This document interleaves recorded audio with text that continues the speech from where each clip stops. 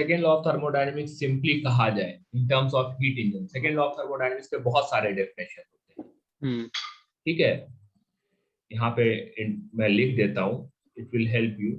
Many definitions are there. There is one definition with respect to heat engine, there's another definition with respect to refrigerator, there is another definition with respect to entropy। ठीक है, entropy randomness होता है ना?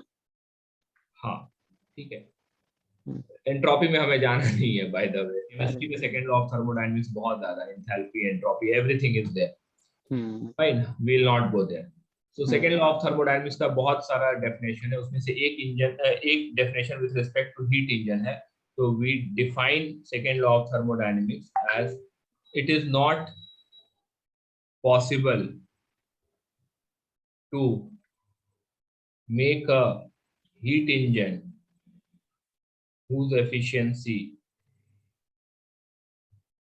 is 100%. This is one statement with respect to heat engine. Right. ठीक है, refrigerator वाला बाद में बात करते हैं। ठीक है, तो दिस इज द स्टेटमेंट कि कभी भी प्रोसेस होगा तो there will be some loss, बिना लॉस के तो पॉसिबल ही नहीं है।